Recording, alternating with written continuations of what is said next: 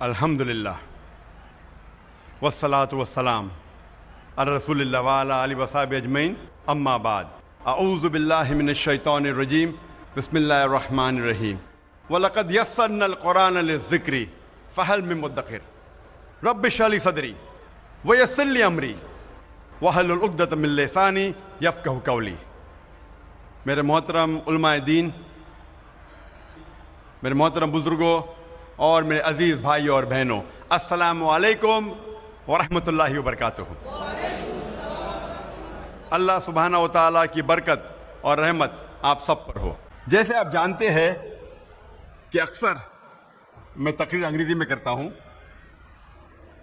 کچھ موقع پہ کوشش کرتا ہوں کچھ بات اردو یا ہندی میں کہوں، چونکہ میری تعلیم انگریزی میں ہوئی ہے تو ظاہر ہے کہ اس اردو اور ہندی تقریر میں کافی غلطیاں کروں گا۔ اسی لیے تقریر کی شروعات کے پہلے میں آپ سب سے معذرت چاہتا ہوں اور امید رکھتا ہوں کہ آپ میرے ان غلطیوں کو نظر انداز کریں گے اور میرے تقریر کے پیغام پہ توجہ دیں گے۔ آج کی تقریر کا موضوع ہے، کیا قرآن کو سمجھ کر پڑھنا ضروری ہے؟ قرآن اللہ سبحانہ و تعالیٰ کی آخری کتاب ہے، آخری پیغام ہے، آخری وحی ہے جو نازل کی گئی تھی آخری پیغمبر محمد صلی اللہ علیہ وسلم پر۔ قرآن ساری دنیا کی سب سے بہترین کتاب ہے، یہ انسانیت کے لیے پیغام ہے، رحمت اور ہدایت کا سرچشمہ ہے، گنہگاروں کے لیے تنبیہ ہے، بھٹکوں کے لیے ہدایت ہے، شک اور شبہ والوں کے لیے یقین ہے، مشکلات میں مبتلا لوگوں کے لیے رہنما ہے،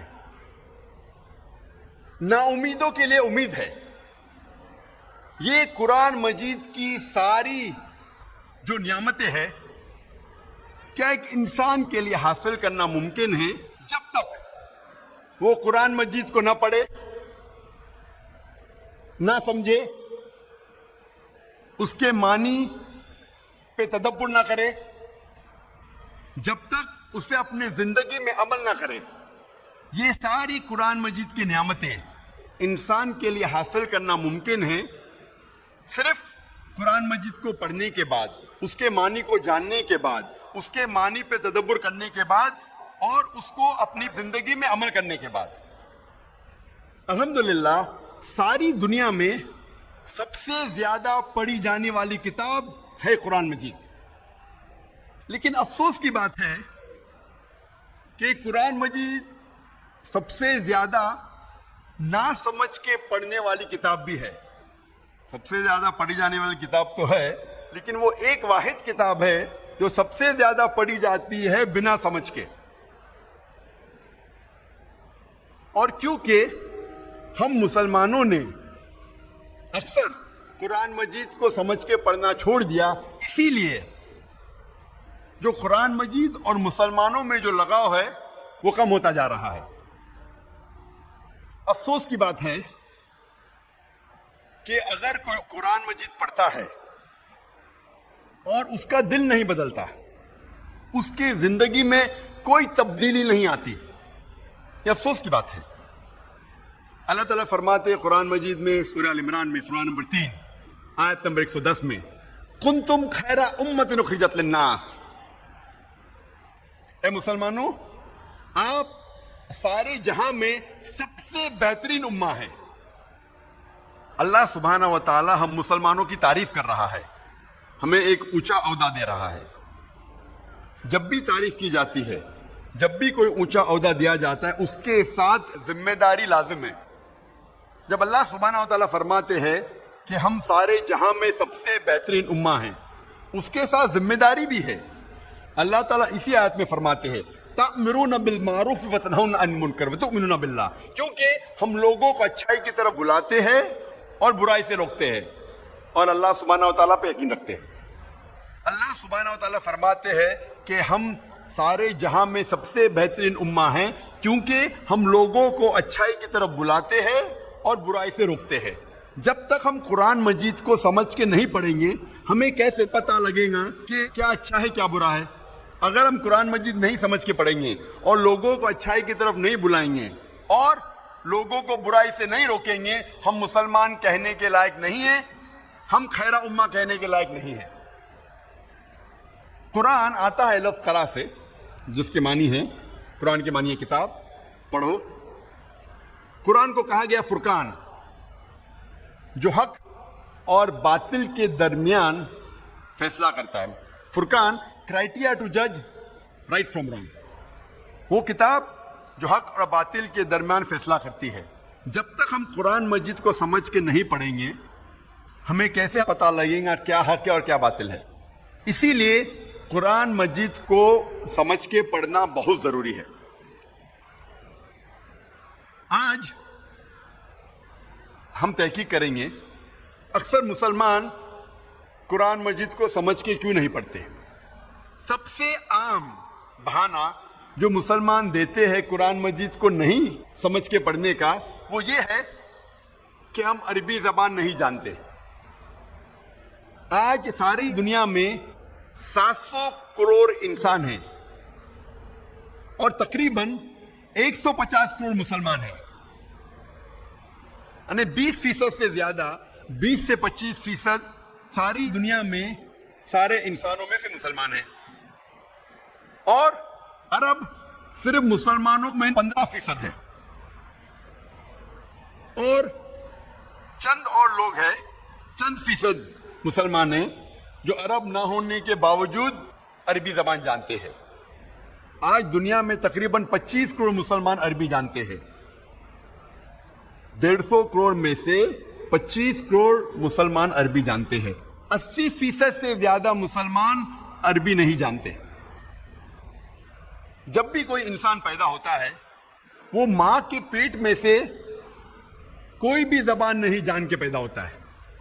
وہ پیدا ہونے کے بعد سب سے پہلی زبان جو سیکھتا ہے وہ اپنی مادری زبان ہے، تاکہ وہ اپنے فیملی کے لوگ سے گفتگو کر سکے، ان کو سمجھ سکے۔ اس کے بعد وہ معاشرے کی زبان سیکھتا ہے تاکہ وہ ان کے ساتھ کمیونیکیٹ کر سکے، اور جب وہ اسکول یا کالج میں جاتا ہے تو جس زبان میں تعلیم حاصل کرتا ہے وہ زبان سیکھتا ہے۔ اکثر دنیا میں لوگ کم از کم 2 یا 3 زبان تو جانتے ہیں، کم از کم 2 یا 3 زبان جانتے ہیں۔ کچھ لوگ 4 یا 5 زبان جانتے ہیں، کچھ لوگ 6 یا 7، کچھ لوگ کو کہتے ہیں لنگوسٹ، بہت سارے زبان جانتے ہیں، لیکن اکثر کم از کم انسان 2 یا 3 زبان تو جانتا ہے۔ کیا یہ ضروری نہیں ہے کہ ہم وہ زبان بھی جانیں جس میں ہمارا آخری پیغام، ہمارے رب، ہمارے خالق نے آخری پیغام بھیجا؟ کیا وہ زبان ہمیں نہیں جاننا چاہیے؟ مجھے اس وقت یاد آ رہا ہے ڈاکٹر مورس بکیل کے بارے میں، اور میں اس کی مثال دینا چاہتا ہوں کہ ڈاکٹر مورس بکیل ایک مشہور سائنسدان اور ڈاکٹر تھے، اور انہیں ملا تھا French academy award in the field of medicine. اور ڈاکٹر مورس بکیل جو عیسائی تھے، انہیں چنا گیا تھا ریسرچ کے لیے ممی آف منپٹا کا۔ ممی آف منپٹا وہ فرعون جو موسیٰ علیہ السلام کے وقت تھا، اس کے جسم، اسے کہتے ہیں ممی، اس کے اوپر ریسرچ کرنے کے لیے ڈاکٹر مورس بکیل کو چنا گیا تھا۔ اور چونکہ ڈاکٹر مورس بکیل عیسائی تھے اور بائبل پڑھ چکے تھے، وہ جانتے تھے کہ موسیٰ علیہ السلام کا پیچھا کرتے کرتے فرعون دریا میں ڈوب گیا تھا۔ لیکن جب وہ سعودی عربیہ پہنچتے ہیں، وہاں ایک مسلمان انہیں کہتا ہے کہ قرآن مجید میں لکھا ہے سورہ یونس میں، سورہ نمبر 10 آیت نمبر 92 میں، کہ اللہ سبحانہ وتعالیٰ فرماتے ہیں کہ ہم فرعون کے جسم کو محفوظ رکھیں گے تاکہ وہ آنے والے لوگوں کے لیے نشانی بنے۔ جب مورس بکیل کو یہ پتا چلا کہ قرآن مجید 1400 سال پرانی کتاب ہے، اس میں یہ لکھا ہے کہ ہم فرعون کے جسم کو محفوظ رکھیں گے تاکہ آنے والے لوگوں کے لیے نشانی بنے، وہ چونک گئے۔ اور وہ قرآن مجید کا ترجمہ پڑھے، اور قرآن مجید کا ترجمہ پڑھنے کے بعد اتنا متاثر ہوئے کہ قرآن مجید کو اچھے سے جاننے کے لیے انہوں نے 50 سال کی عمر میں عربی سیکھی۔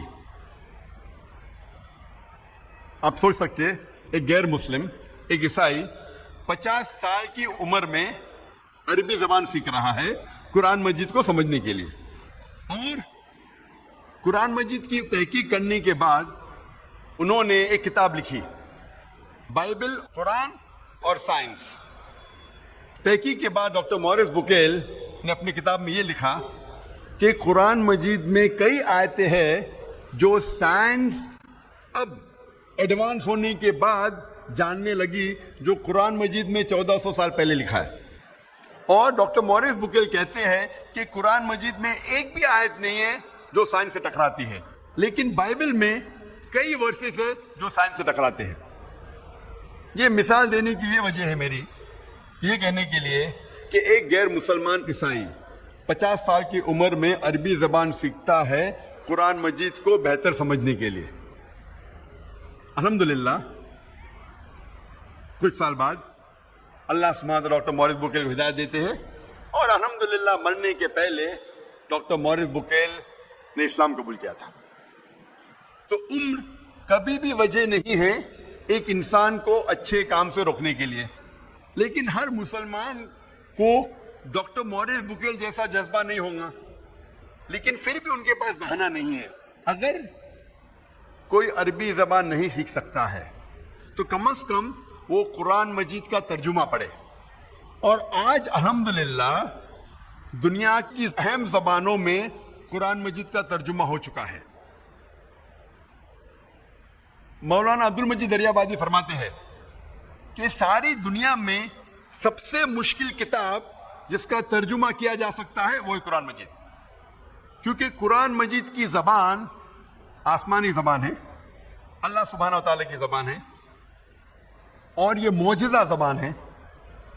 اسی لیے قرآن مجید کا 100% ترجمہ کرنا ممکن ہی نہیں، لیکن الحمدللہ کئی علماء دین نے کئی سال ریسرچ کرنے کے بعد الحمدللہ دنیا کے اہم زبانوں میں قرآن مجید کا ترجمہ کر چکے ہیں، اور ہم اگر قرآن مجید کا ترجمہ پڑھیں گے تو بے شک ہمیں اللہ سبحانہ و تعالیٰ کا جو پیغام ہے اس کے بارے میں پتہ لگے گا۔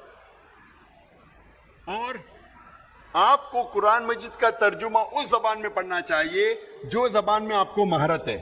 اگر آپ کو اردو میں مہارت ہے تو قرآن مجید کا ترجمہ اردو میں پڑھیے، اگر آپ کو ہندی میں مہارت ہے تو ہندی میں پڑھیے، اگر انگریزی میں مہارت ہے تو انگریزی میں پڑھیے، اگر فرینچ میں مہارت ہے تو فرینچ میں پڑھیے، لیکن قرآن مجید کا ترجمہ پڑھنا لازم ہے اگر آپ عربی زبان نہیں جانتے، تاکہ آپ اللہ سبحانہ و تعالیٰ کا آخری پیغام کو سمجھ سکیں۔ لیکن اکثر ہم مسلمان کافی بہانے کرتے ہیں۔ کئی مسلمان کہتے ہیں کہ میں اتنا مشغول ہوں میرے تجارت میں کہ مجھے قرآن مجید پڑھنے کا وقت نہیں، میں میرے کام میں اتنا مشغول ہوں کہ مجھے قرآن مجید پڑھنے کا ٹائم نہیں۔ لوگ اکثر جو اسکول اور یونیورسٹی جاتے ہیں، کالجز جاتے ہیں، اپنے زندگی میں کئی سالوں تک سینکڑوں کتابیں پڑھتے ہیں اور کئی کتابیں حفظ کر لیتے، تو کیا ضروری نہیں ہم کم از کم ہمارے خالق، ہمارے رب کے آخری پیغام کو سمجھ کے پڑھیں؟ اور آپ جو دنیاوی تعلیم حاصل کرتے ہیں، یہ تعلیم آپ کو اس دنیا میں فائدہ پہنچا سکتی ہے یا نہیں سکتی؟ کئی گریجویٹ ہے، پوسٹ گریجویٹ ہے، جو فارغ ہونے کے بعد بھی ان کے پاس کوئی نوکری نہیں ہے، اور کئی لوگ کو میں ہی جانتا ہوں جس فن میں گریجویشن حاصل کرتے ہیں وہ فن کو چھوڑ کے دوسرا کچھ تجارت کرتے ہیں یا دوسرا کچھ کام دھندا کرتے ہیں۔ تو ضروری نہیں جو آپ تعلیم حاصل کرتے ہیں وہ اس دنیا میں آپ کو فائدہ پہنچائے، لیکن یہ تعلیم اگر آپ اس تعلیم کے ذریعے اللہ سبحانہ و تعالیٰ کے قریب نہ آ سکے تو یہ تعلیم آخرت کے لیے فائدہ مند نہیں۔ اللہ تعالیٰ فرماتے ہیں قرآن مجید میں سورہ بقرہ میں سورہ نمبر 2 آیت نمبر 1 اور 2 میں الف لام میم ذالک الکتاب لا ریب فیہ ھدی للمتقین. الف لام میم یہ کتاب میں ہدایت ہے بے شک بنا کوئی شک کے متقین کے لیے. اللہ تعالیٰ فرماتے ہیں کہ اس قرآن مجید میں آپ کو فائدہ ہے اس دنیا میں اور آخرت میں بھی. اور اللہ تعالیٰ فرماتے ہیں سورہ کہف میں سورہ نمبر 18 آیت نمبر 54 میں کہ اللہ سبحانہ و تعالیٰ نے اس قرآن مجید میں کئی مثال پیش کی ہے جو انسانوں کے لیے فائدہ مند ہے. اور اللہ تعالیٰ پیغام دہراتے سورہ الزمر میں سورہ نمبر 39 آیت نمبر 27 میں کہ اللہ سبحانہ و تعالیٰ نے اس قرآن مجید میں کئی مثال پیش کی ہے جو انسانوں کے لیے فائدہ مند ہیں. تو یہ قرآن مجید جب آپ پڑھیں گے تو نہ ہی آپ کو اس دنیا میں فائدہ ہوگا بلکہ آخرت میں بھی فائدہ ہوگا. اور آپ اتنے سال ضائع کرتے ہیں کتاب پڑھنے کے لیے ڈگری حاصل کرنے کے لیے. قرآن مجید پڑھنے کے لیے کتنا وقت لگتا ہے؟ اگر آپ قرآن مجید فاسٹ پڑھیں گے تو چند دنوں میں آپ قرآن مجید پڑھ سکتے ہیں. لیکن محمد صلی اللہ علیہ وسلم کی حدیث ہے جو صحیح حدیث ہے ترمذی میں اللہ کے رسول فرماتے کہ جس نے قرآن 3 دن سے کم میں پڑھا تو اس نے قرآن مجید کو نہیں سمجھا. تو اگر آپ قرآن مجید کو آہستہ پڑھیں گے ایک منزل ہر روز تو آپ قرآن مجید 7 دن میں پڑھ سکتے ہیں. اور آہستہ پڑھیں گے اگر ہر روز ایک جز ایک پارہ تو قرآن مجید آپ مکمل کریں گے 30 دن میں 1 مہینے میں. کیا ہمارا فرض نہیں کہ ہم اللہ کا کلام اللہ کا آخری پیغام ہمارے خالق ہمارے رب کے آخری پیغام کو سمجھ کے پڑھے؟ مسلمانوں کو اکثر غلط فہمی ہے کہ قرآن مجید صرف مسلمانوں کے لیے نازل ہوا اور یہ غیر مسلمانوں کے لیے نہیں ہے. اللہ سبحانہ وتعالیٰ فرماتے ہیں قرآن مجید میں سورہ ابراہیم میں سورہ نمبر 14 آیت نمبر 1 میں الف لام را ہم نے یہ کتاب نازل کی محمد صلی اللہ علیہ وسلم پہ تاکہ وہ انسانوں کو اندھیرے سے روشنی میں لے آئے. سارے انسانوں کو نہ کہ صرف مسلمانوں کو. اللہ تعالیٰ فرماتے ہیں سورہ ابراہیم میں سورہ نمبر 14 آیت نمبر 52 میں کہ یہ پیغام ہے سارے انسانوں کے لیے تاکہ وہ جان لیں کہ ایک خدا ہے. اللہ تعالیٰ فرماتے ہیں سورہ بقرہ میں سورہ نمبر 2 آیت نمبر 185 میں کہ رمضان وہ مہینہ ہے جس میں اللہ سبحانہ و تعالیٰ نے قرآن نازل کیا ہدایت کے لیے سارے انسانوں کے لیے.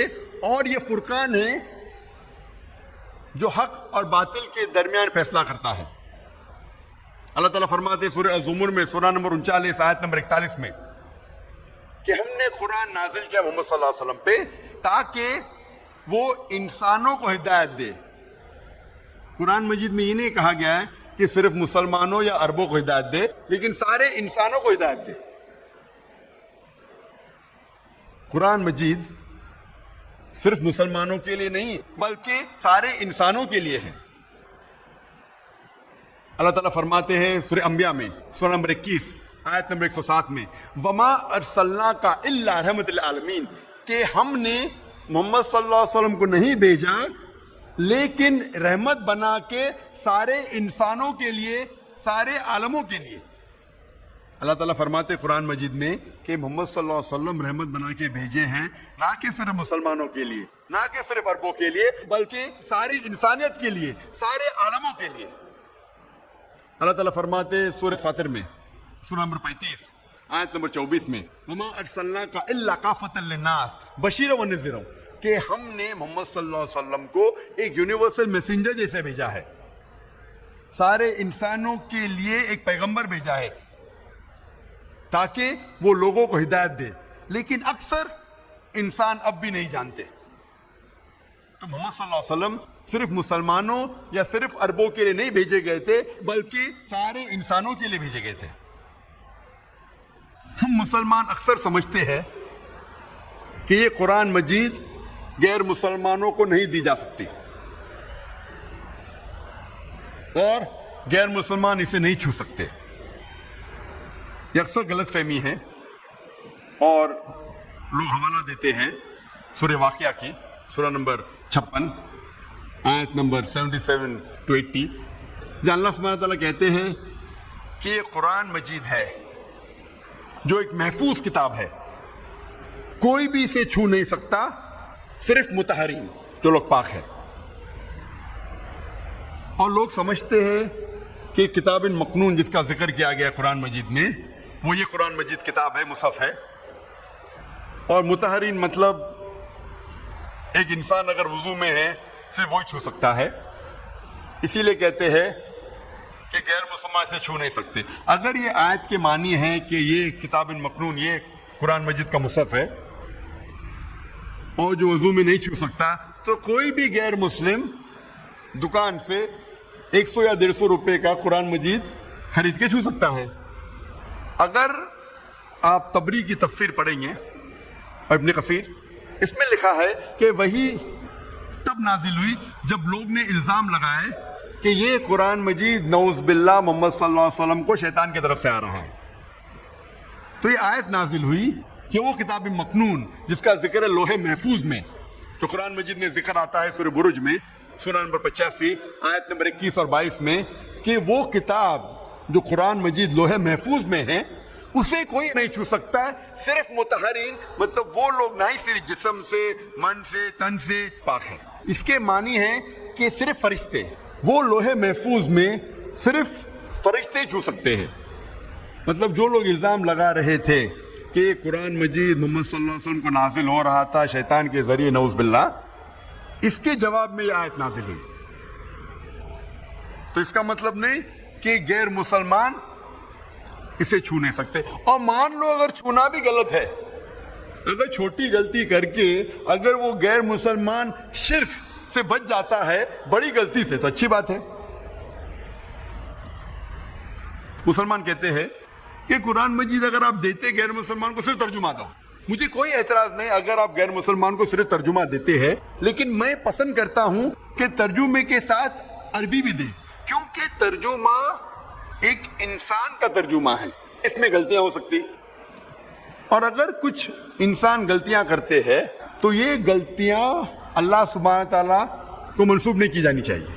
لوگ یہ نہیں کہنا چاہیے کہ نعوذ باللہ اللہ نے غلطی کی. اسی لیے اگر ترجمے کے ساتھ جو اصل عربی ہے وہ اگر سائیڈ میں ہوگا، اگر غلطیاں ہوں گی ترجمے میں تو عربی سے غلطیاں سدھاری جا سکتی. اور محمد صلی اللہ علیہ وسلم اسلام کا پیغام ماشاء اللہ کئی راجاؤں کو دیے اور انہیں خط لکھا، اور خط میں قرآن کی آیتیں بھی لکھی. کئی راجاؤں کو لکھا، نگس آف ابیسینیا، ایجپٹ کے راجا کو، پشا کے راجا کو، ایمپرر ہیراکلیس یمن کے راجا کو انہوں نے خط لکھا، اور خط میں قرآن کی آیت بھی لکھی. اور ایک خط موجود ہے کوپٹاکی میوزیم میں ٹرکی میں، جس میں قرآن مجید سورہ ال عمران سورہ نمبر 3 آیت نمبر 64 کی آیت ہے، جہاں اللہ تعالیٰ فرماتے کل یا اہل کتاب، کہو اہل کتاب سے، تعالوا الی کلمۃ سواء بین بینکم، آؤ ہم اس بات کی طرف جو آپ اور ہم میں یکساں ہے. سب سے پہلی بات اللہ نعبد الا اللہ، کہ ہم اللہ سبحانہ و تعالیٰ کے علاوہ کسی کی عبادت نہ کریں. ولا نشرک بہ شیئا، کہ ہم آپس میں کسی کو شریک نہ کریں. ولا یتخذ بعضنا بعضا اربابا من دون اللہ، کہ ہم آپس میں کسی کو رب نہ بنائیں. فإن تولوا، اگر وہ نہ مانے، فقولوا اشہدوا بأننا مسلمون، کہ کہو کہ ہم شہادت دیتے ہیں کہ مسلم ہیں. یہ قرآن مجید کی آیت محمد صلی اللہ علیہ وسلم نے غیر مسلم راجاؤں کو دی. کئی راجاؤں نے اسلام قبول کیا، کئی راجاؤں نے اس خط کو پھاڑا، اور کچھ راجاؤں نے اس خط کو اپنے پیر سے کچلا. اور میں پوچھنا چاہتا ہوں کہ آج 90 لاکھ سے زیادہ غیر مسلم ہیں جو عرب ہیں، جن کی مادری زبان عربی ہے. 90 لاکھ سے زیادہ عرب آج عیسائی ہے، وہ کاپٹک کرسچن ہیں، ان کی مادری زبان ہے عربی. میں پوچھنا چاہتا ہوں آپ قرآن مجید کا کون سا ترجمہ ان عربوں کو دیں گے تاکہ وہ ہدایت حاصل کر سکے؟ کہ آپ قرآن مجید کا عربی میں ترجمہ کریں گے؟ بٹ نیچرل آپ قرآن مجید کا اصل نسخہ دیں گے ان کو. اسی لیے یہ قرآن مجید جو نازل کیا گیا تھا وہ سارے انسانوں کے نازل کیا گیا تھا، نہ ہی صرف مسلمانوں کے لیے. اکثر مسلمان یہ سمجھتے ہیں کہ قرآن مجید کو سمجھ کے پڑھنا صرف علماء کا کام ہے، یہ صرف عالم ہی قرآن مجید کو سمجھ کے پڑھ سکتے ہیں۔ اللہ تعالیٰ فرماتے قرآن مجید میں، جس آیت کی میں نے تلاوت کی تھی میرے تقریر کی شروعات میں، اللہ تعالیٰ 4 بار فرماتے ہیں ایک ہی سورے میں، سورہ قمر میں، سورہ نمبر 54، آیت نمبر 17، آیت نمبر 22، آیت نمبر 32 اور آیت نمبر 40 میں، وَلَقَدْ يَسَّرْنَا الْقُرْآنَ لِلذِّكْرِ فَهَلْ مِن مُدَّكِرٍ، کہ ہم نے قرآن کو آپ کو سمجھنے کے لیے آسان بنایا ہے، آپ کو یاد رکھنے کے لیے آسان بنایا ہے، تو کون آپ میں سے جو ہدایت نہ پائے؟ اللہ تعالیٰ فرماتے قرآن مجید میں کہ ہم نے قرآن مجید کو آسان بنایا ہے آپ کو سمجھنے کے لیے۔ تو آپ کن کی بات مانیں گے؟ آپ ان مسلمانوں کی بات مانیں گے جو کہتے ہیں کہ قرآن مجید کو سمجھ کے صرف علماء پڑھنا چاہیے، کہ اللہ سبحانہ و تعالیٰ کا کہنا کہ ہم نے قرآن مجید آسان بنائے آپ کو سمجھنے کے لیے؟ اور اللہ تعالیٰ فرماتے سورہ بقرہ میں سورہ نمبر 2 آیت نمبر 242 میں، لعلکم تعقلون، پھر کیا آپ نہیں سمجھیں گے؟ کئی بار اللہ تعالیٰ فرماتے پھر کیا آپ نہیں سمجھیں گے، مطلب قرآن مجید اللہ تعالیٰ نے نازل کیا ہے آپ کو سمجھنے کے لیے۔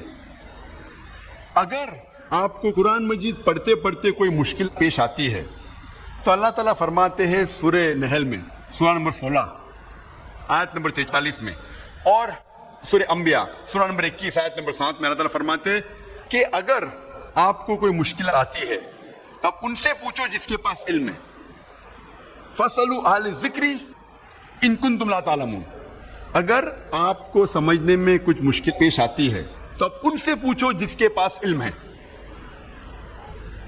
یعنی عالموں سے پوچھو۔ اگر قرآن مجید میں سائنس کا ذکر ہوتا ہے تو آپ کس سے پوچھیں گے؟ آپ حجام سے پوچھیں گے؟ آپ پوچھیں گے سائنسدان سے، کیونکہ سائنسدان علم رکھتا ہے سائنس کے بارے میں۔ اگر قرآن مجید ذکر کرتا ہے میڈیسن کے بارے میں تو آپ کس سے پوچھیں گے؟ آپ پوچھیں گے ڈاکٹر سے۔ اگر قرآن مجید پڑھتے پڑھتے آپ کو کوئی مشکلات پیش آتی ہے، آپ جاننا چاہتے ہیں اس کے معنی یا جاننا چاہتے ہیں نزول قرآن، تو آپ ایک عالم سے پوچھیں گے جو 7 سال یا 14 سال دارالعلوم میں علم حاصل کیا ہے قرآن کے بارے میں۔ تو اگر قرآن پڑھتے ہوئے کچھ مشکلات پیش آتی ہے تو اللہ تعالیٰ فرماتے ہیں کہ ان سے پوچھو جو اس میدان میں علم رکھتے ہیں۔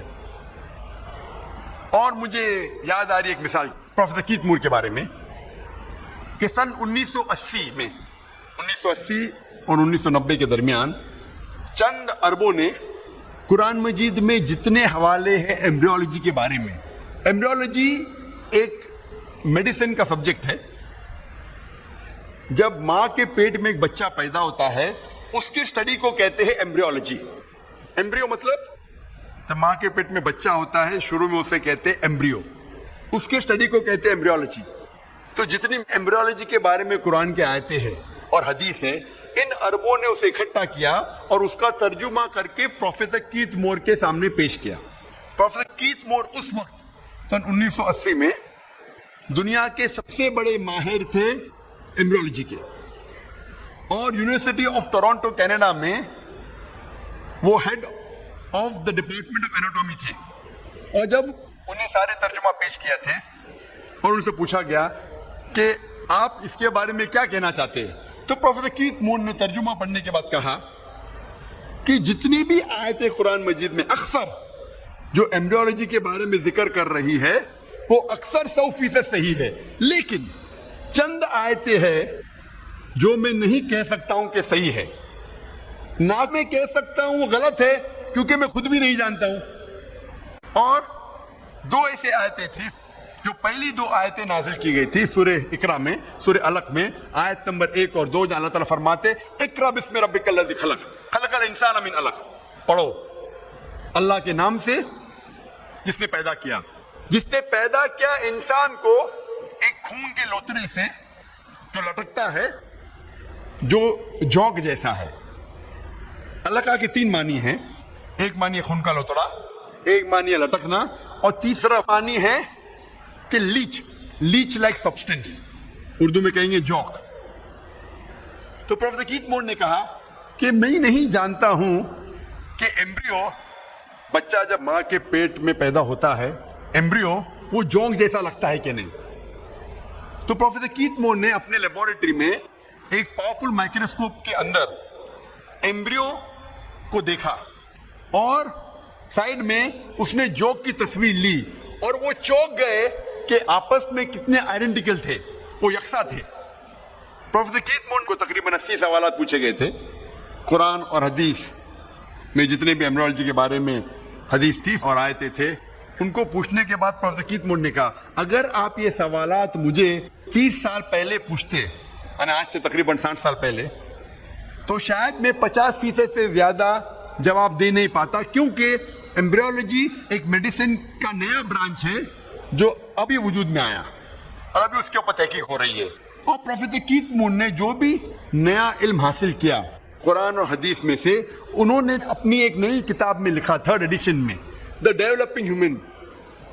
دا ڈیولپنگ ہیومن ایک کتاب ہے جو ہم میڈیسن میں پڑھتے ہیں فرسٹ ایئر میں, اور اچھے مارکس حاصل کرنے کے لیے ہم کیت مور کی کتاب پڑھتے ڈیولپنگ ہیومن. تو انہوں نے 3را ایڈیشن لکھا اور یہ نیا علم جو حاصل کیا اس کے اندر ایڈ کیا, اور الحمدللہ اس کتاب کو سب سے پہلا انعام ملا اس سال, سب سے بہترین کتاب جو ایک لیکھک نے میڈیسن کے بارے میں لکھا ہو. اور اس کتاب کا ترجمہ کئی زبانوں میں بعد میں کیا گیا ہے. اور پروفیسر کیت مور نے کہا کہ مجھے کوئی شک نہیں, کوئی بھی مجھے اعتراض نہیں ماننے کے لیے کہ یہ قرآن مجید خدا کی طرف سے ہے اور محمد صلی اللہ علیہ وسلم اس کے پیغمبر ہے.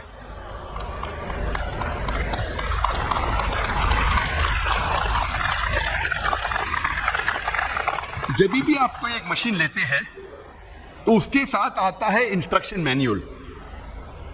انسٹرکشن مینیول مطلب اس مشین کو کس طریقے سے چلایا جاتا ہے اس کے اوپر ایک کتاب آتی ہے, انگریزی میں کہتے ہیں انسٹرکشن مینیول. مثال کے طور پہ اگر آپ DVD پلیئر خریدیں گے تو DVD پلیئر کے ساتھ آئے گا انسٹرکشن مینیول, ایک کتاب دی جائیں گی آپ کو جس میں لکھا گیا کس طریقے سے اس مشین کا استعمال کیا جانا چاہیے. اور اس میں لکھا اگر آپ کو DVD پلے کرنے کا DVD ڈالو اور پلے کا بٹن دباؤ, اگر فاسٹ فارورڈ کرنے کا ہے تو FF بٹن دباؤ, سٹاپ کرنے کا ہے تو سٹاپ کا بٹن دباؤ, سکپ کرنے کا ہے تو سکپ کا بٹن دباؤ, اونچائی سے مت گراؤ نہیں تو ٹوٹ جائیں گے, پانی میں مت ڈالو نہیں تو خراب ہو جائیں گے. یہ انسٹرکشن مینیول ہے.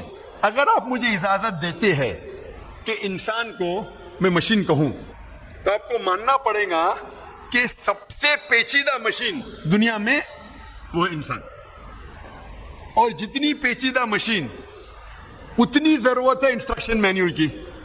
تو کیا اس انسان کے لیے انسٹرکشن مینیول نہیں ہے؟ جب چھوٹی مشین رہتی ہے تو انسٹرکشن مینیول آتا ہے. تو اگر آپ مجھے اجازت دیں گے انسان کو مشین کہنے کے لیے, آپ کو ماننا پڑے گا سب سے پیچیدہ مشین دنیا میں, کیا اس کے لیے انسٹرکشن مینیول نہیں؟ انسان کی آخری انسٹرکشن مینیول ہے یہ قرآن. قرآن مجید انسانوں کی آخری انسٹرکشن مینیول ہے. ہمارے خالق ہمارے رب اللہ سبحانہ و تعالیٰ نے انسان کے لیے کیا بہتر ہے, کیا فائدے مند ہے, کیا نقصان دہ ہے, یہ انسٹرکشن مینیول قرآن مجید میں لکھی ہے.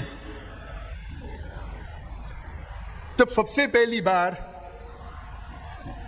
آٹو موبائل گاڑی ہندوستان میں آئی تھی بہت سالوں پہلے, 50 60 یا 100 سال پہلے, سب سے پہلی بار جب گاڑی ہندوستان میں آئی تو لوگ گاڑی چلانا نہیں جانتے تھے.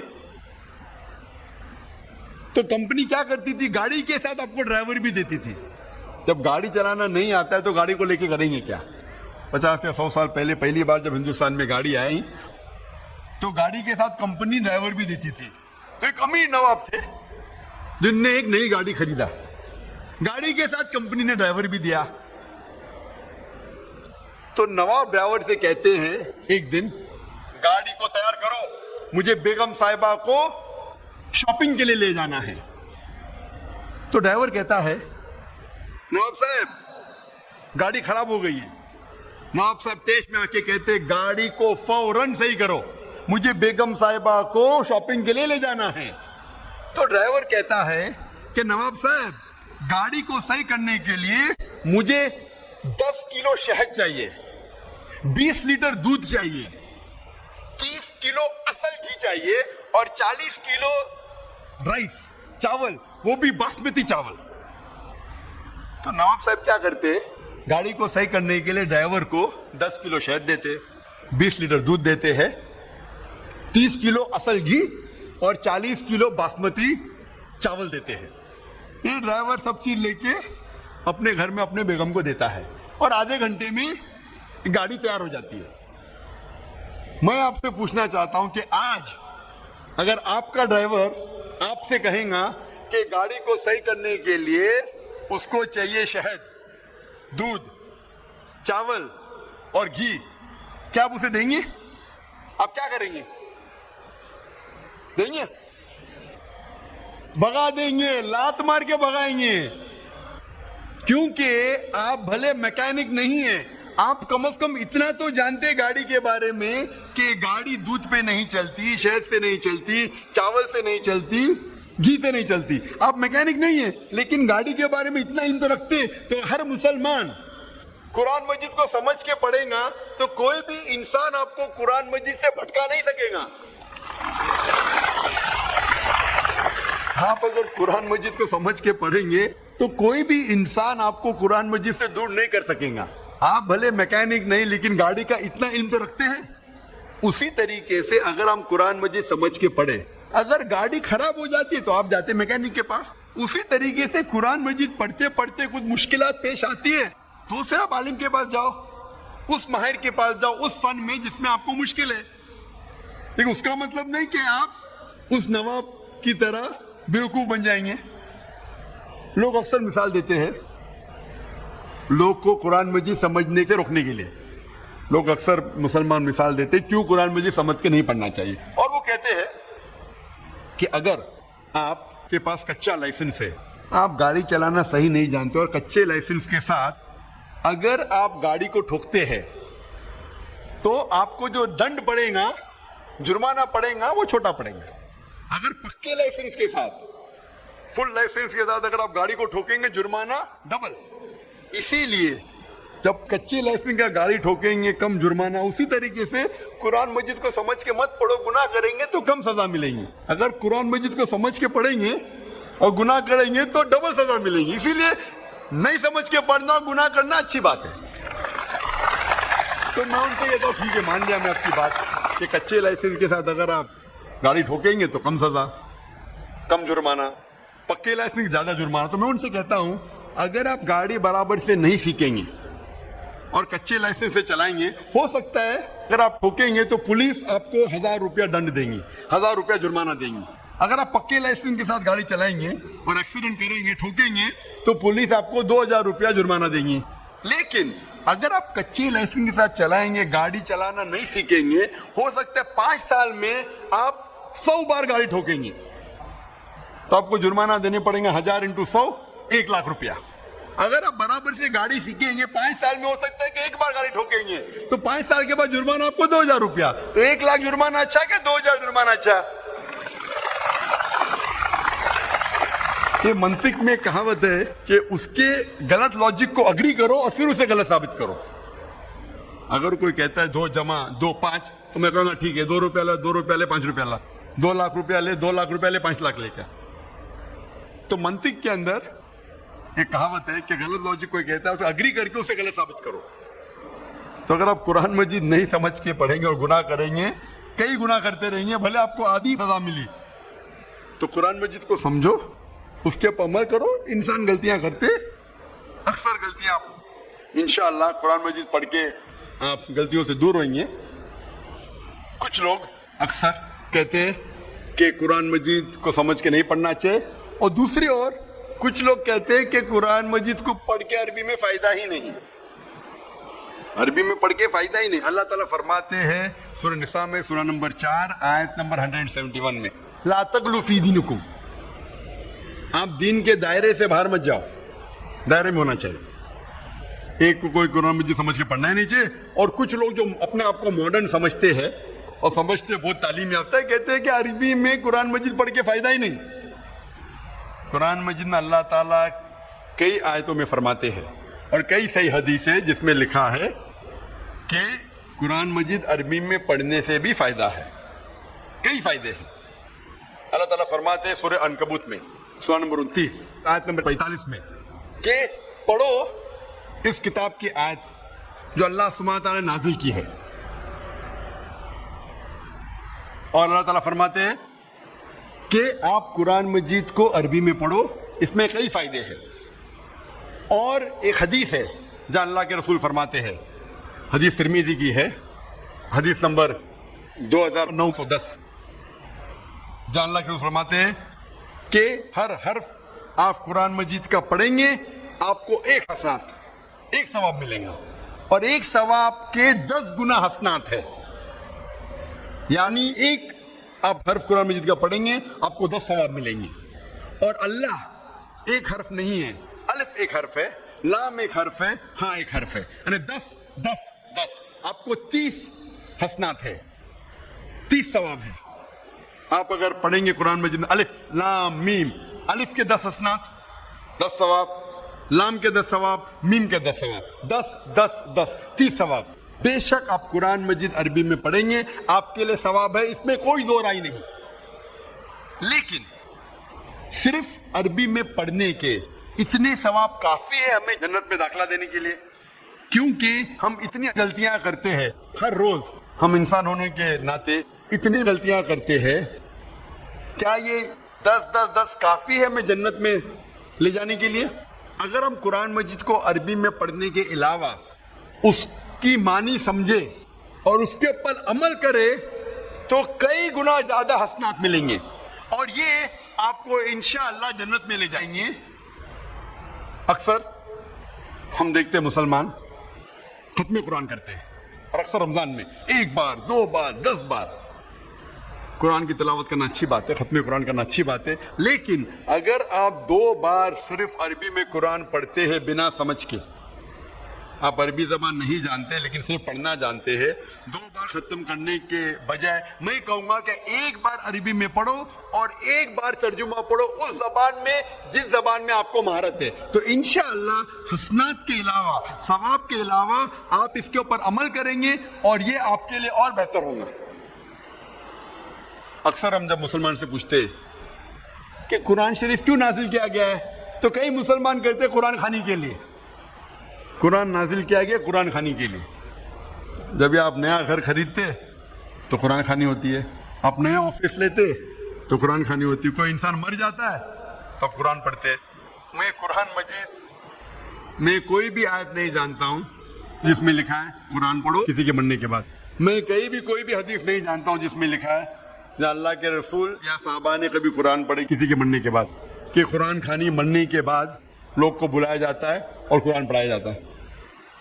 اگر آپ قرآن پڑھنا چاہتے بے شک پڑھو، آپ ہر روز پڑھو، عربی میں پڑھو اور معنی کے ساتھ پڑھو۔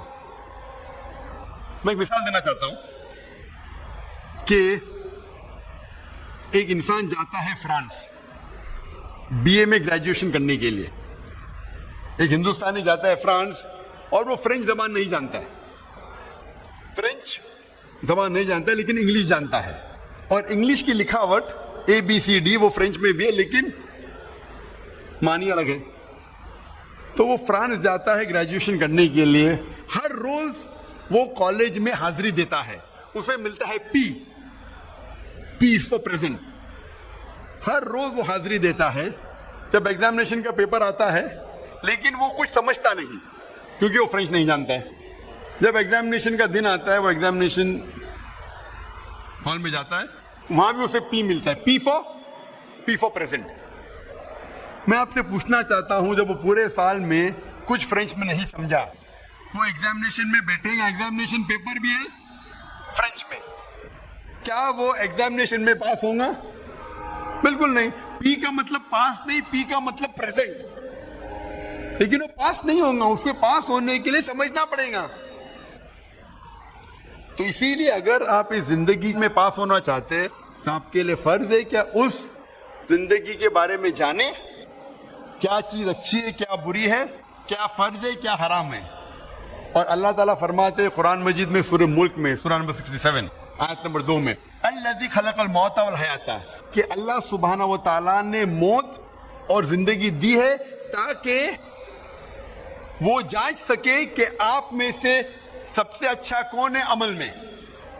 تو اللہ تعالیٰ کہتے ہیں کہ یہ زندگی ہمارے لیے امتحان ہے، اللہ نے موت اور زندگی پیدا کی ہے تاکہ وہ جانچ سکے آپ میں سے عمل میں سب سے اچھا کون.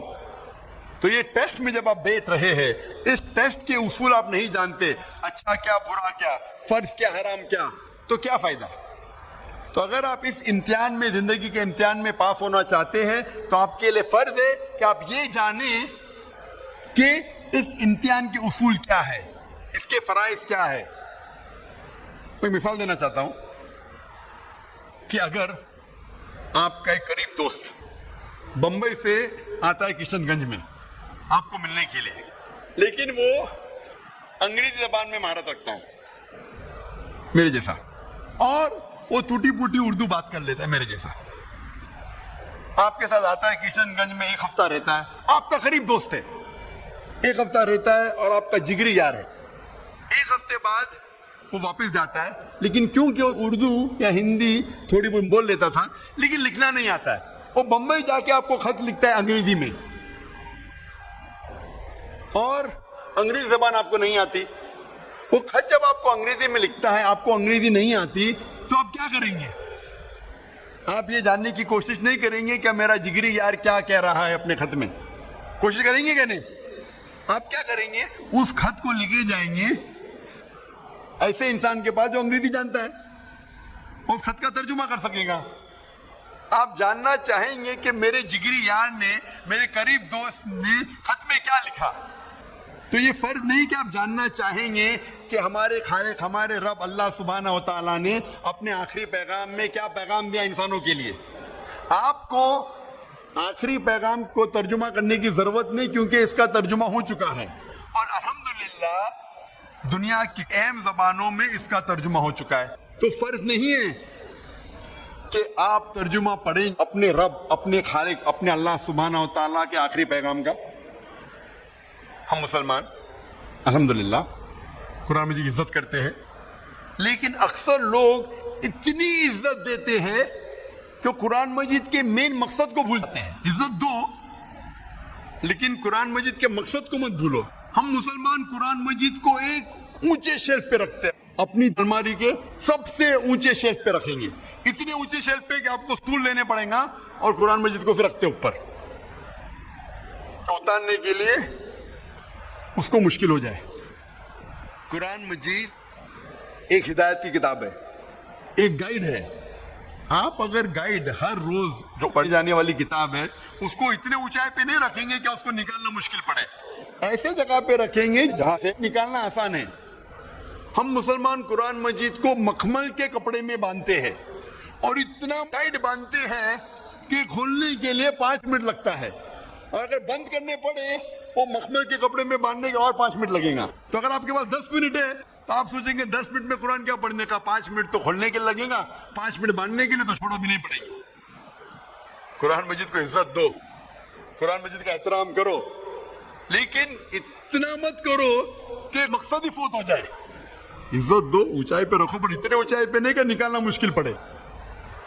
اس کو محفوظ رکھو، لیکن اتنا ٹائٹ مت باندھو کہ کھولنا مشکل پڑے اور بند کرنا مشکل پڑے. ہم قرآن مجید کو ہاتھ لگانے کے لیے 1000 چیز سوچتے ہیں، جیسے وہ RDX بم ہے.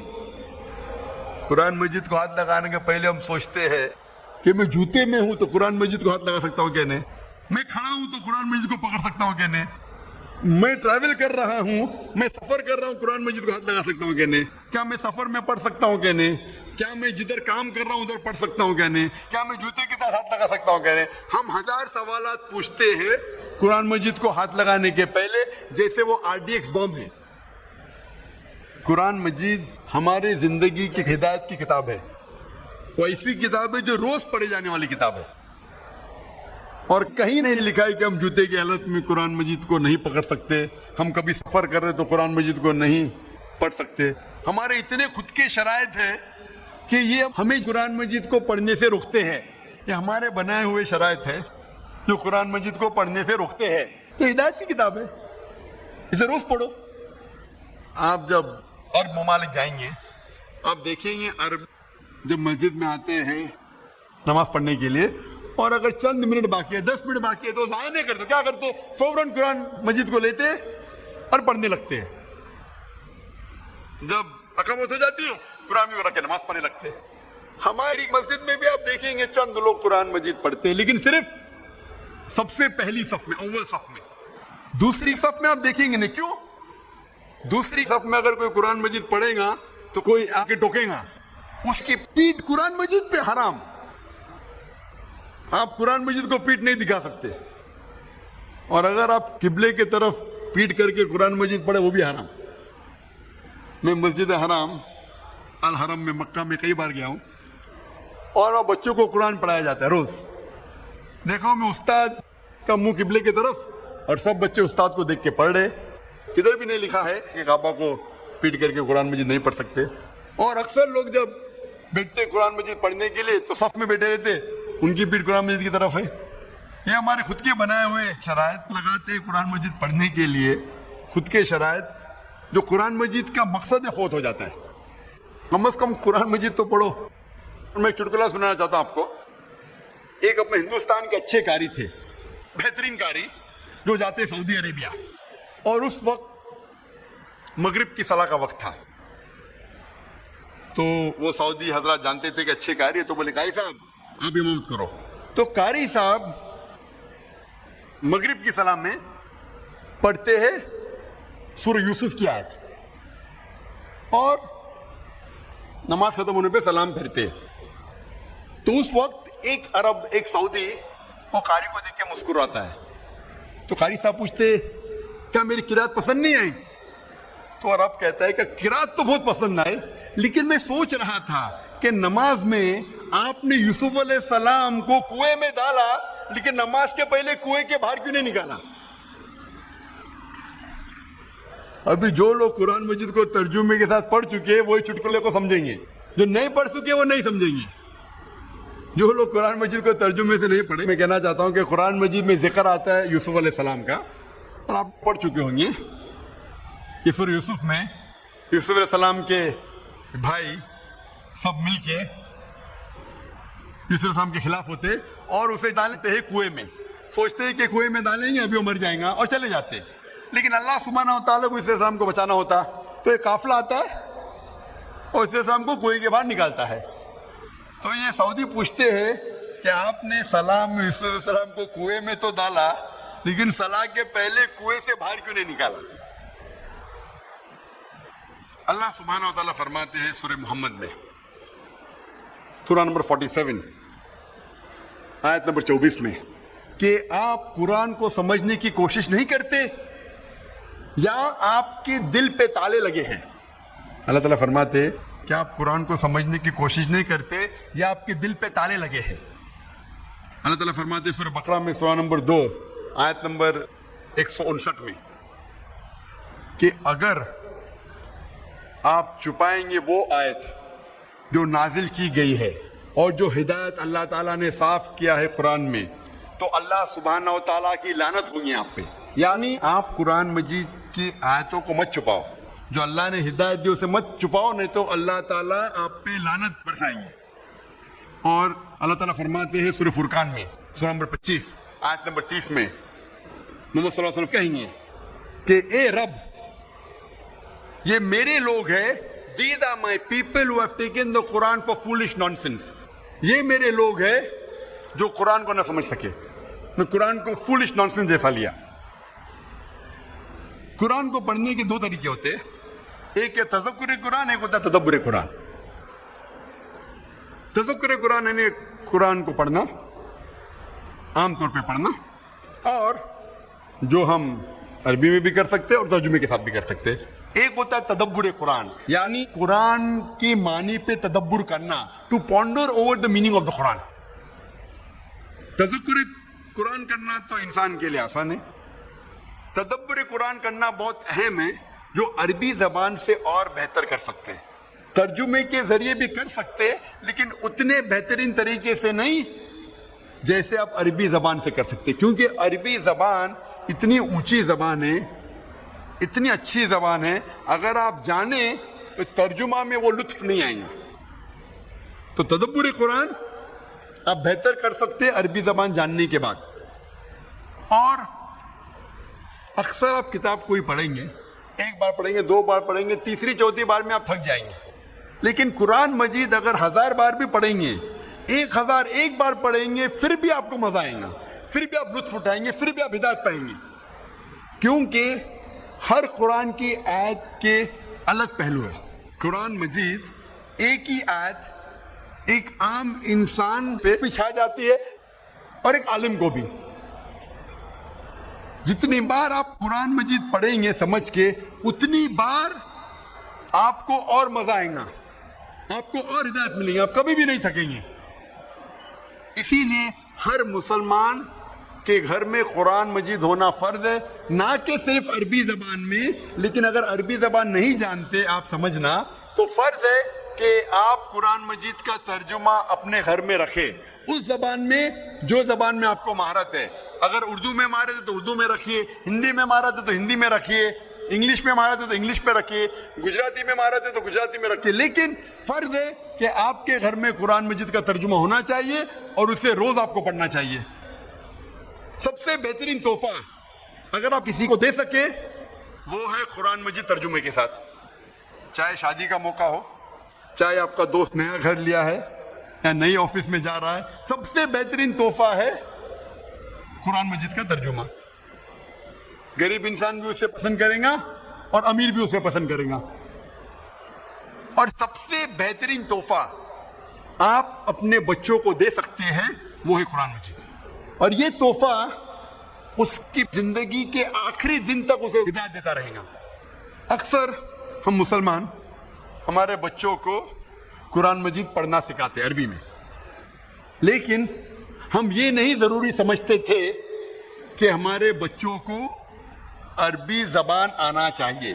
عربی تو پڑھ سکتے ہیں لیکن عربی سمجھ نہیں سکتے، اور ہمارے والدین اسے اہم نہیں سمجھے، اسے ضروری نہیں سمجھے کہ ہمیں عربی زبان سکھائیں۔ لیکن آج ہمیں عہد لینا پڑے گا، ایک وعدہ لینا پڑے گا، کم از کم ہم ہمارے بچوں کو عربی زبان سکھائیں، عربی زبان سکھائے تاکہ وہ اللہ سبحانہ و تعالیٰ کا آخری پیغام سمجھ سکے اور اس پہ عمل کر سکے۔ اور یہ تحفہ آپ اپنے بچوں کو دیں گے، عربی زبان سکھانے کا اور اس کے ساتھ قرآن مجید دینے کا، یہ سب سے بہترین تحفہ ہوگا۔ ہمارے والدین اسے اہم نہیں سمجھے تھے، اسے ضروری نہیں سمجھے تھے، لیکن آج ہمیں وعدہ لینا ہوگا کہ کم از کم ہم ہمارے بچوں کو عربی زبان سکھائیں۔ میں جانتا ہوں کہ میں چھوٹا سا دائی ہوں، میں عربی زبان نہیں جانتا ہوں، تھوڑی بوڑی شوئی ادھر ادھر، میں جانتا ہوں کہ عربی زبان جاننا کتنا اہم ہے، اسی لیے میں نے میرے تینوں بچوں کو عربی زبان سکھائی، 3 سال کی عمر سے سکھائی۔ میری بیٹی 13 سال وہ بھی عربی زبان جانتی ہے، میری بیٹی جو 15 سال ہے وہ بھی جانتا ہے، اور میرا بیٹا جو 17 سال کا وہ بھی جانتا ہے، عربی زبان جانتا ہے، اور تینوں حفاظ ہے ماشاءاللہ۔ اکثر ہمارے مدرسے میں حافظ بناتے ہیں، حفظ کرتے ہیں قرآن، لیکن قرآن سمجھ نہیں سکتے۔ حفظ کرنا اچھی بات ہے الحمدللہ، میں یہ نہیں کہتا ہوں غلط بات ہے، بہت اچھی بات ہے، انشاءاللہ آپ کو ثواب ملے گا، لیکن اگر حفظ کے ساتھ انہیں عربی زبان سکھائے تو سونے پہ سہاگا۔ انشاءاللہ امید ہے کہ ہماری دوسری نسل جو قرآن کو حفظ کریں گی، جو عربی زبان جانیں گی اور قرآن پہ عمل کریں گی، ہم سے کئی گنا اچھی ہوں گی۔ اسی لیے ایسی اسکول ہم نے قائم کی بمبئی میں، تاکہ ہمارے اسکول سے جو طلباء فارغ ہوں گے، ذاکر نائک معیار تو ہے ہی نہیں، لوگ کہتے ہیں ذاکر نائک بننے کا، ذاکر نائک ایک ناچیز ہے، وہ تو بولتے بولتے اللہ تعالیٰ نے مجھے اسٹیج پہ لے گیا، میں تو ہکلاتا تھا، اور آپ کی محبت ہے جو آپ کو یہاں کھینچ لائی ہے۔ لیکن انشاءاللہ جو اگلی نسل، فیوچر جنریشن، نیکسٹ جنریشن جو بنے گی، وہ انشاءاللہ عربی زبان پہ اگر مہارت رکھے اور پھر حفظ کرے اور پھر دعویٰ کرے تو انشاءاللہ وہ اور اونچائی پہ جائیں گی۔ آپ اپنے گھر میں ہر روز قرآن پڑھنا چاہیے، اور ساری فیملی ممبرز کے لوگ، سارے خاندان کے لوگ اکٹھا ہو کے پڑھ سکتے، چاہے اکیلے پڑھو اکٹھا پڑھو، لیکن ایک وقت طے کرو، ہو سکتا ہے فجر کے بعد، ہو سکتا ہے عشاء کے بعد، جو وقت میں آپ کو زیادہ فرصت ہے، ہر روز آپ قرآن پڑھو ترجمے کے ساتھ، اگر زیادہ نہیں پڑھ سکتے کم از کم ایک رکوع پڑھو. ایک رکوع روز پڑھیں گے ترجمے کے ساتھ تو انشاءاللہ 1.5 سال میں قرآن مجید مکمل ہو جائے گا. یہ کم سے کم کی بات کر رہا ہوں. آپ اپنے ادارے میں آپ جو تجارت کرتے ہیں، آپ کے جتنے ملازم ہیں ان کے اوپر فرض کر دو قرآن مجید پڑھنے کے لیے. ہمارے اسلامک ریسرچ فاؤنڈیشن میں ممبئی میں وہاں تقریباً ماشاءاللہ 400 سے زیادہ ملازم ہیں. فرض ہے کہ سب سے پہلی چیز جب وہ آئیں گے اپنا انگوٹھا ڈالیں گے ٹائم مشین پہ تو ٹائم رجسٹر ہو جاتا ہے کون سے وقت آئے. سب سے پہلی چیز کرے وہ یہ ہے کہ قرآن مجید کو ترجمے کے ساتھ پڑھے. کم از کم ایک رکوع فرض ہے، چاہے 15 منٹ لگے چاہے 20 منٹ لگے. ایک رکوع تو کم از کم پڑھے یا 2 رکوع پڑھے، جتنا بھی پڑھ سکتے. عربی میں پڑھے، اس کے ساتھ ترجمہ پڑھے. لوگ کہیں گے 400 لوگ ہر روز 15 سے 20 منٹ، یہ تو فضول خرچی ہے. آپ نہیں جانتے کہ آپ کے ملازم اگر قرآن مجید پڑھیں گے معنی کے ساتھ، وہ پڑھیں گے کہ ایمانداری کتنی اچھی چیز ہے، رشوت دینا نہیں چاہیے، رشوت لینا نہیں چاہیے، جھوٹ نہیں بولنا چاہیے. آپ کے تجارت میں برکت ہوں گی. اگر غیر مسلم بھی آپ کے وہاں کام کرے، اگر ترجمہ پڑھیں گے تو ہدایت پائیں گے. اور جب بھی وقت آپ کو ملے تو کوشش کرے کہ قرآن مجید پڑھے. ایک ہوتا ہے کہ پہلے صف سے آخری تک پڑھے، اگر بیچ میں وقت مل گیا تو آپ انڈیکس کے ذریعے، انڈیکس ہوتا ہے مثال کے طور پہ قرآن مجید عبداللہ اسلام انڈیکس ہے، آپ انڈیکس کے جو موضوع پہ پڑھنا چاہتے ہیں، نساء عورت کے موضوع پہ پڑھیے. محمد صلی اللہ علیہ وسلم، محمد صلی اللہ علیہ وسلم کا ذکر کیا قرآن مجید میں پڑھیے. جو موضوع پہ آپ کو انٹرسٹ ہے انڈیکس کے ذریعے پڑھ سکتے. آپ قرآن مجید کو کہیں سے کھول کے پڑھ سکتے. لیکن جب بھی آپ کو وقت ہے آپ قرآن مجید پڑھیے، یہ آپ کو ہدایت دے گا اور انشاءاللہ اس دنیا اور آخرت میں بھی آپ کے لیے یہ فائدہ مند ثابت ہوگا. اللہ تعالیٰ فرماتے ہیں سورہ حشر میں، سورہ نمبر 59 میں، آیت نمبر 21 میں، کہ اگر قرآن پہاڑ پہ نازل ہوتا تو یہ پہاڑ جھک جاتا اور پردے پردے ہو جاتا ہے اللہ کے خوف میں. یعنی اللہ تعالیٰ فرماتے سورہ حشر میں سورہ نمبر 59 آیت نمبر 21 میں، اگر قرآن پہاڑ پہ نازل ہوتا تو پہاڑ جھک جاتا اور پردے پردے ہو کے گر جاتا اللہ کے خوف سے. لیکن ہم مسلمانوں کو کوئی فرق نہیں پڑا ہے. پہاڑ نشانی ہے طاقت کی. ہم مسلمانوں کے اوپر اگر قرآن نازل ہوا سارے انسانوں پہ، ہم مسلمان اگر پڑھے اور اس سے ہدایت پائے تو انشاءاللہ یہ ہمیں فائدہ مند ثابت ہوگا اس دنیا میں اور آخرت میں بھی. اور آج ہم دیکھتے ہیں دنیا بھر میں کہ مسلمان ہمیشہ نیچے دیکھے جاتے. ایک وقت تھا جو مسلمان عروج پہ تھے، آج ہم عروج پہ نہیں ہیں، آج ہم نیچے ہیں. کیوں؟ کیونکہ پہلے ہم مسلمان قرآن اور حدیث کے قریب تھے، اسی لیے ہم عروج پہ تھے. آج ہم مسلمان نیچے ہیں کیونکہ ہم قرآن مجید سے دور ہوتے جا رہے ہیں. انشاءاللہ اگر پھر سے ہم قرآن مجید کے قریب آئیں گے تو انشاءاللہ ہم پھر سے عروج پہ پہنچ جائیں گے.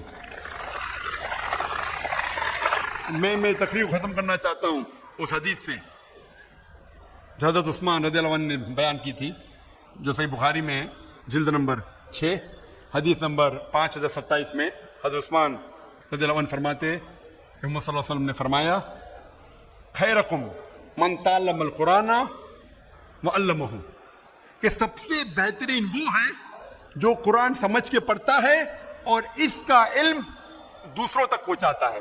وآخر دعوانا الحمدللہ رب العالمین.